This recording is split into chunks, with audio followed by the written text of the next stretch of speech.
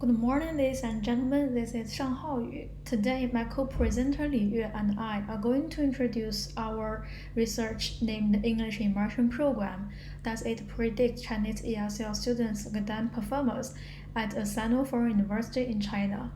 This research was conducted by Dr. Lia Li Ichvari and us. In this presentation, there are 5 main parts. We will give the research statement, the conceptual framework. In the middle part, we will talk about the methodologies we use in this research, and then we'll give the result and the discussions. Finally, we'll give the conclusions and recommendations for the educators. In the first part, research statement, we will talk about the background introduction. When Wendoki University adopts the English Immersion Program across curricular programs, it is perceived to have brought a great deal of positive influence on students. English Immersion Program here means the medium of instruction in all courses is in the English language. However, empirical data to support the favorable and advantageous effects of the teaching and learning model remain scarce. That's why we want to do this research. Here we come to the statement of research problems. The problem of the study was to describe the WKU students' attitudes toward English immersion program and to determine how it influences Chinese ESL students' academic performance for the academic year between 2020 to 2021. Based on this, we designed our conceptual framework. The predicator is the English immersion program.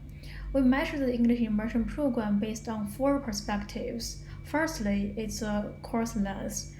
So PIEP means Pre-University Intensive English Program, and it has 1 week. For the regular terms, normally it is 15 weeks. And the immersion location we choose is Wendoki University. Course types, we have 4 major course types, which is major required courses, general education courses, elective courses, and ESL/EFL preparatory courses. Instructional design, we use background information, scaffolding understanding, and class discussion. For the outcomes, it is students' academic performance, and we measure students' academic performance based on their English language learning, including their listening, speaking, reading, and writing abilities, and their learning efficiency. It is about their concentration of attention at different periods of time and also their degree of knowledge mastery. Finally, class participation is also one factor that we use to measure students' academic performance.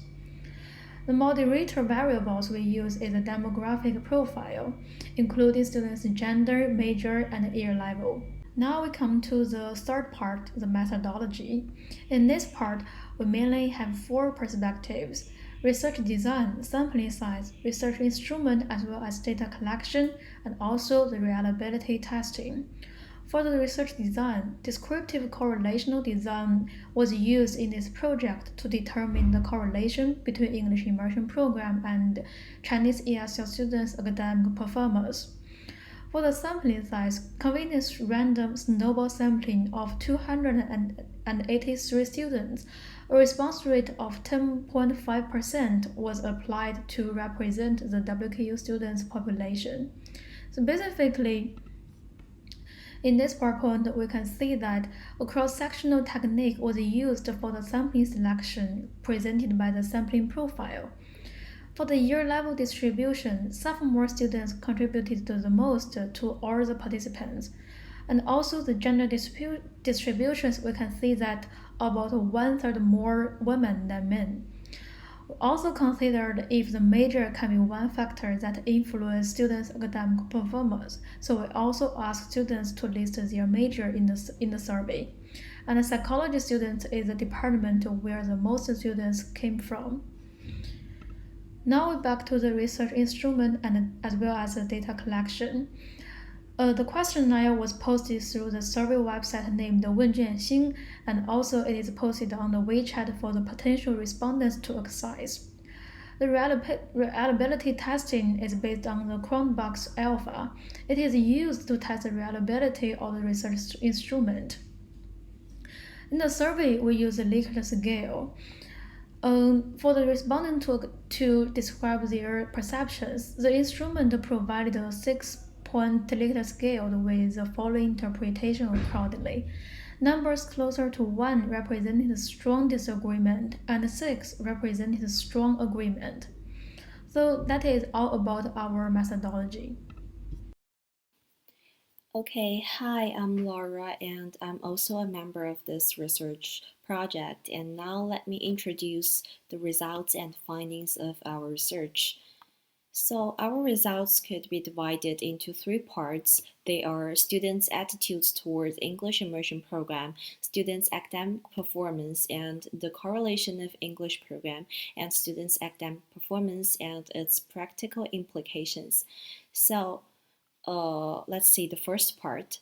As you can see in the table 1, it presents the descriptive statistics of students' attitudes towards English immersion programs in terms of four different dimensions. And here we selected the items with the top means and also some of them with the lowest mean.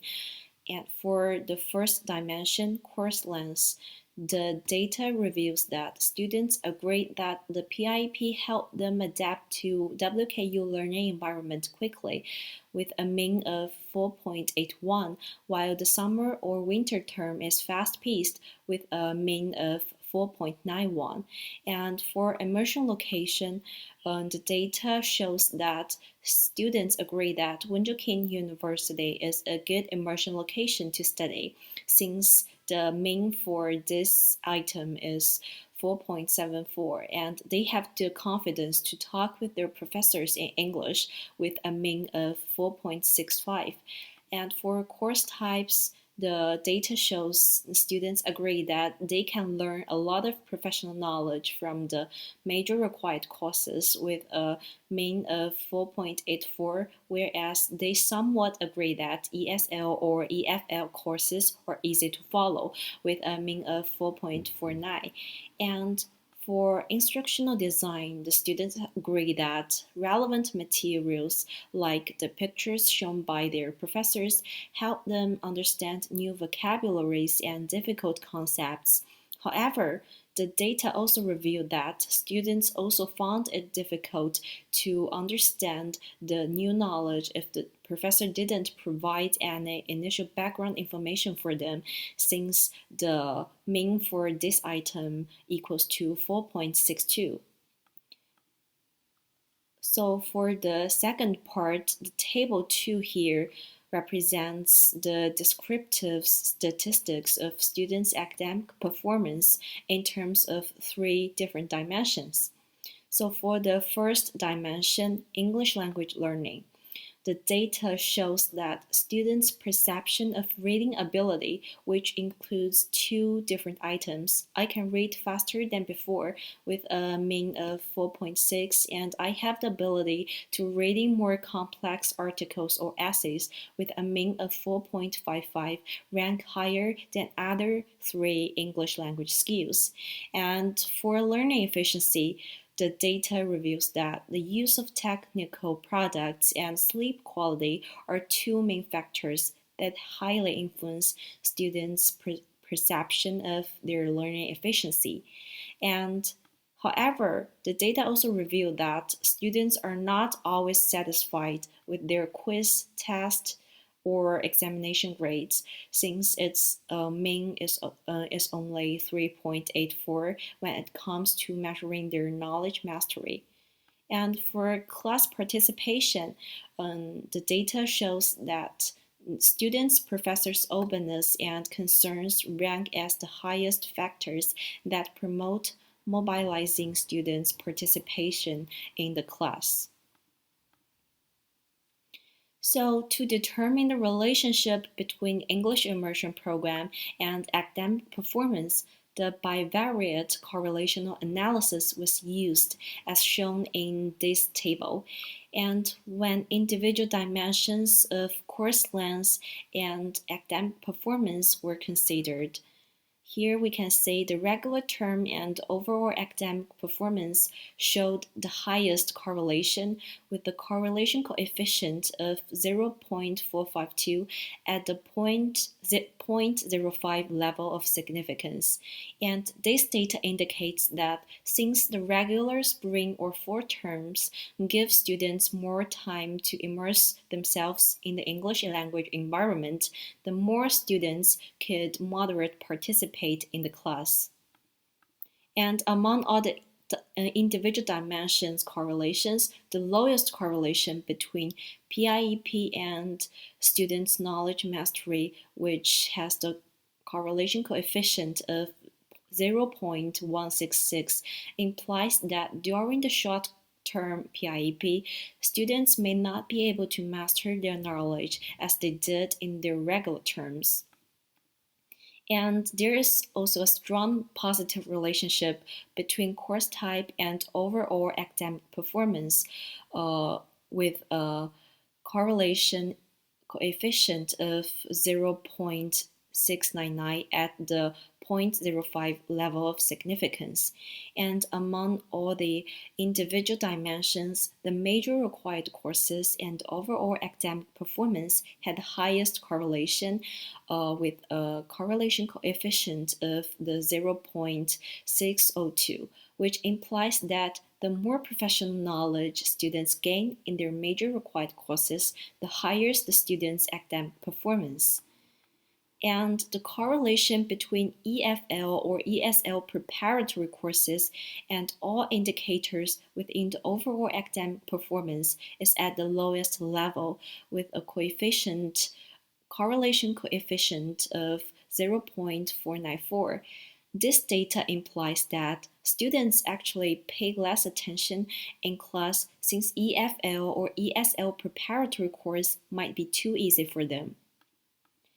So for the relationship between immersion location and academic performance, there is a strong positive relationship between the overall WKU immersion location and overall academic performance, with a correlation coefficient of 0.686 at the 0.05 level of significance.